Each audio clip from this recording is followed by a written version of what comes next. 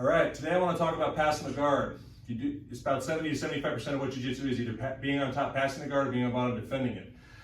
There's a lot of ways to pass the guard and a lot of ways to open the guard.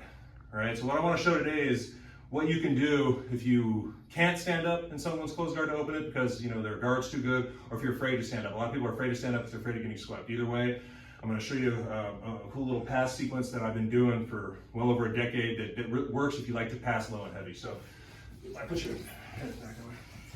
So when you're in someone's closed guard, they're going to be attacking you, right? So what I'll be here, I'll try to control them, but when they reach up and grab me or do something, I'm going to grab one hand and I'm going to pin it to the mat. Okay. Now when I do this, I can't sit here, right? So once I pin it, whatever side I pin the arm, I'm going to put my head on the other side, down on the mat, and tripod up. As I tripod up, I'm going to feed this arm to here. I'm going to bring it up his back as much as I can.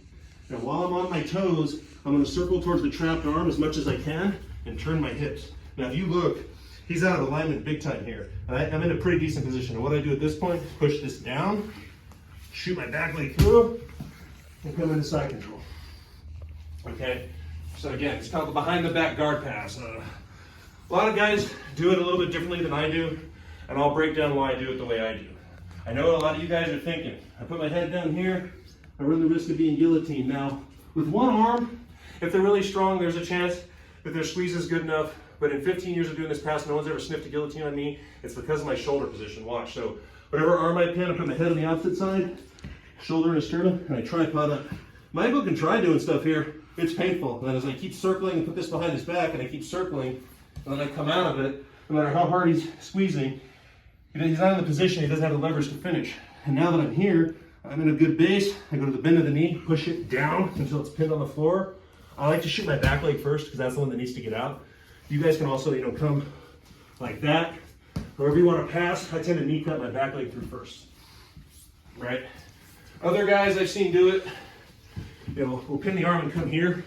And while you don't have to worry about being guillotined here, the fact that Michael has my weight, he can sweep me if I'm not careful. Because he has my weight. If he turns to the side too much, I get rolled over. So that's why I do it the way I do it. So again, I want to have good posture. I want to be on my toes, not on my laces. Notice I'm on my toes. But and guys, good guys, they're not just going to be flat on their back. He's going to be grabbing me, reaching up. So what I'll do is I'll just swim inside, pin one, get the hand off. Again, head goes on the opposite side of the arm you're trapping. Come up here, bring it up his back as much as possible. Almost like Kimura leverage. Circle towards it, drop to your knees. Now I'm going to turn ear to ear, go to the bend of the knee, push it, pin it, shoot the back leg through, and come up. Now once you're here, you can keep going and try to get a submission off this. It's probably not going to happen because his weight's on it. But you can also just come to traditional side control, which is usually what I do.